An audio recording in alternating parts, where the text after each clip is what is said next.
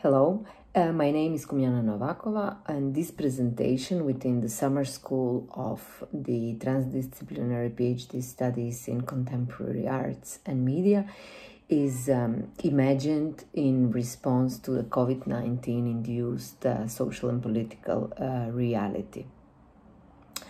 Staying with the virus, new kinships and imaginative connections for a common future is the title of it, and as itself might suggest, it basically enters from the very standpoint that the pandemic we live in is a state, and we need to accept it as a state rather than a temporary occurrence. There is nothing novel by the second year of the pandemic we are in to look at it also as a political possibility.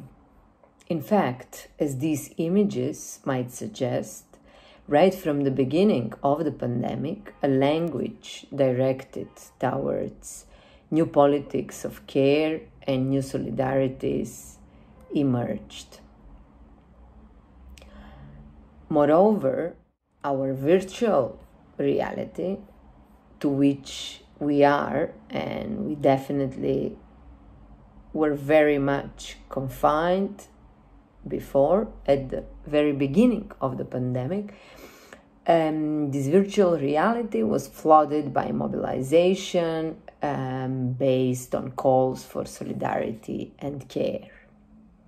Stay at home, protect others, we are all in this together, wear a mask, be safe, keep distance, take care of yourself, take care of others. These are only some of the most trending hashtags through which people were sharing hope and sentiments throughout the pandemic and up until now. So one can freely say that the pandemic we live in and with accelerated the feeling of proximity among everyone and everywhere.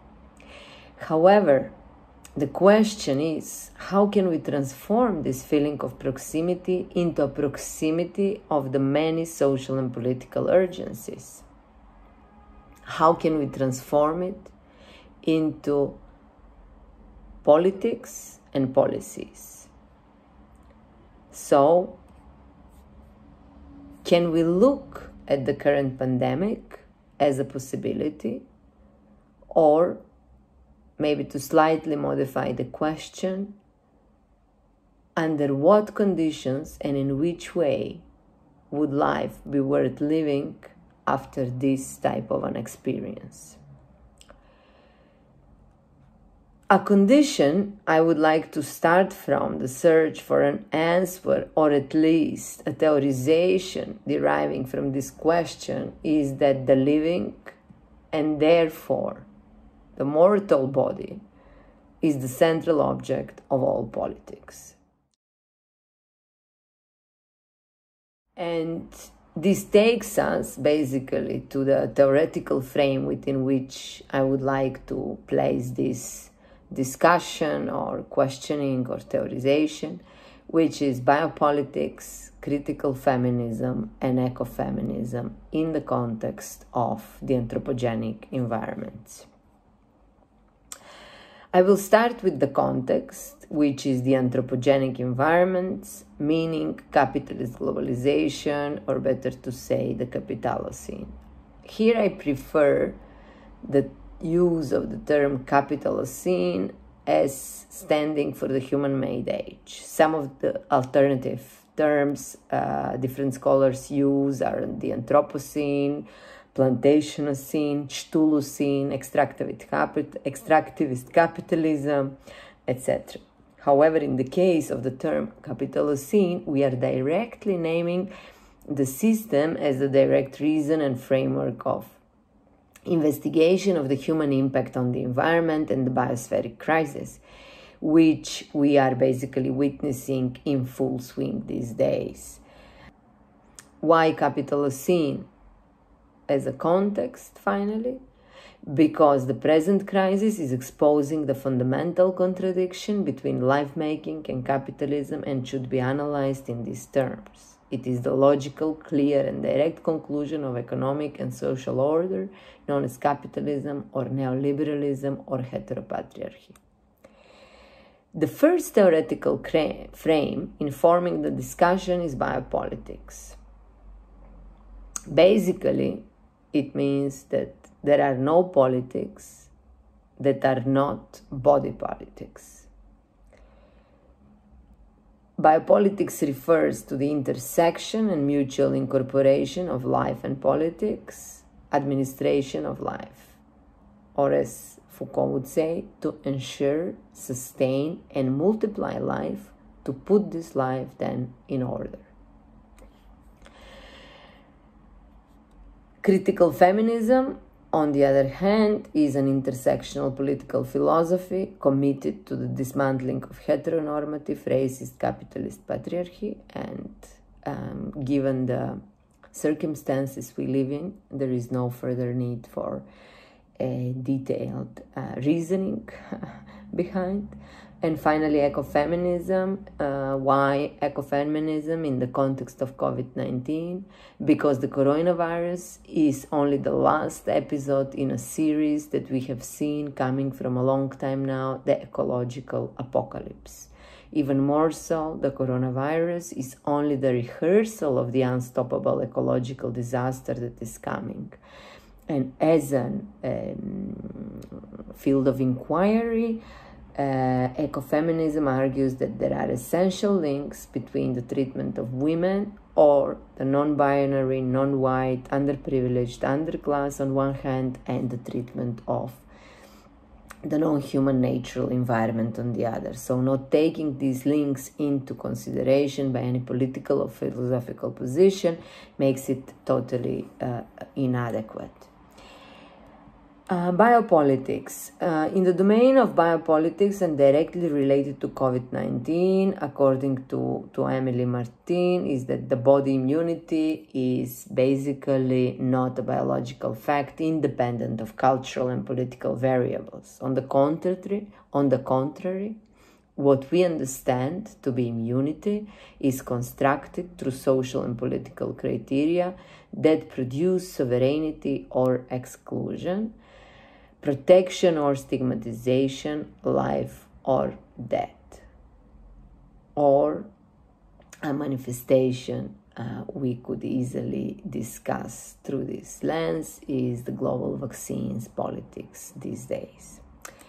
Furthermore, in the domain of the individual body, different sicknesses materialize the obsessions that dominate bio and necropolitics in a given period.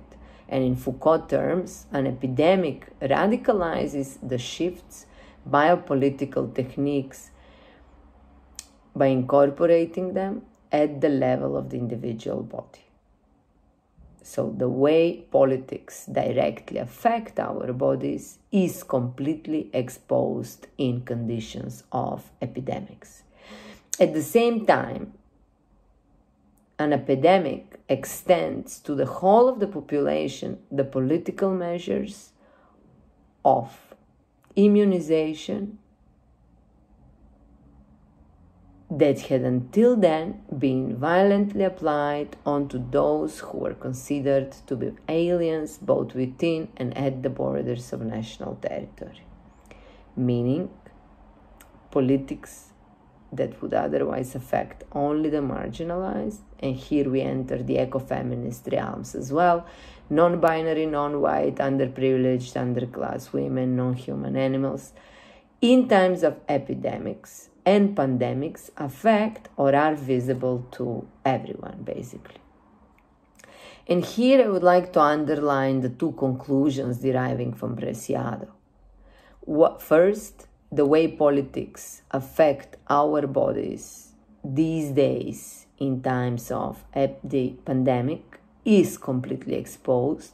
And second, politics that would otherwise affect only the marginalized now affect everyone. These two aspects I find crucial in the search for narratives that embrace new and joint kinships among human and non-human, among different marginalized communities that would otherwise not connect, people and animals, plants and technology, the partial, the contradictory, the excluded, the forgotten, and so on. Thus, The management of epidemics stages precisely through these two aspects an idea of community and reveals a society's immunitary fantasies, exposing sovereignties, dreams of omnipotence, and its impotence as well.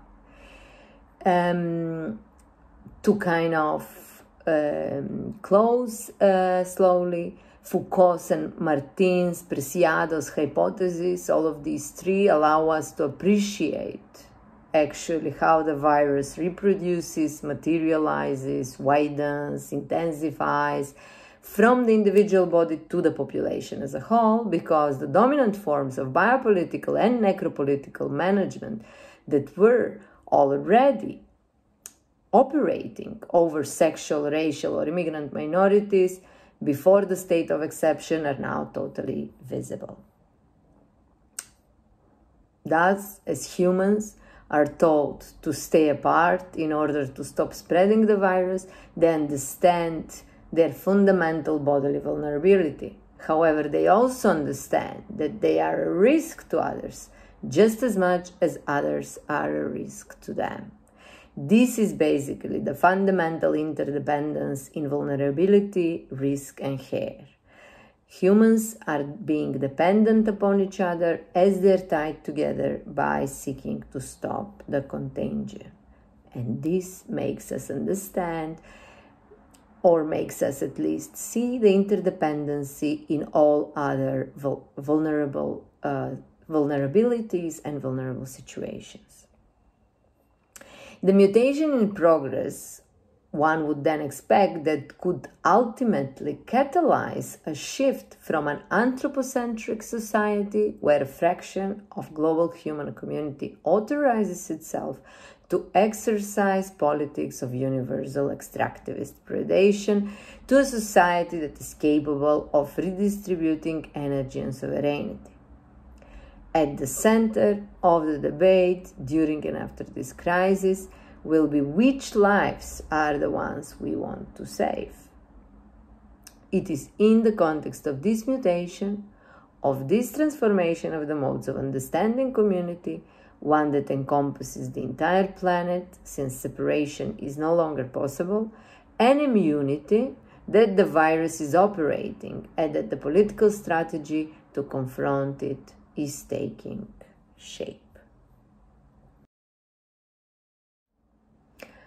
In conclusion, I would like to make 3 points. First is that the pandemic is a social and bodily reality we live in and with, making an even stronger argument than before for practicing relational reading of past, present, and future. The world is about relationality.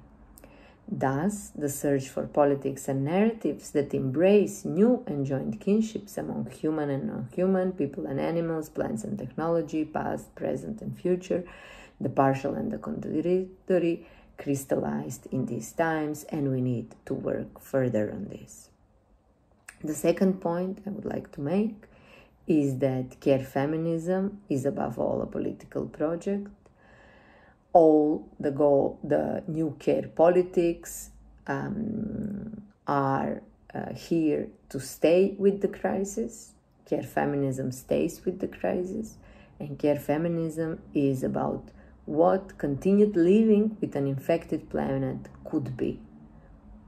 Speculative inquiry that the centrality of care could inform a different economy and different politics, different value system. The third and final remark I would like to make is that it's precisely because our bodies are the new enclaves of biopower, and because our apartments are the new cells of biovigilance, that is more urgent than ever to invent new strategies of cognitive emancipation and resistance. Finally, and because of all said, instead of a closing remark, I would just say we don't want to go back to normal. Thank you so much. I hope this will inspire new thoughts and new readings of the possibilities to look at the present crisis as a political possibility and opportunity, and as a inspiration for new political imagination. Thank you so much.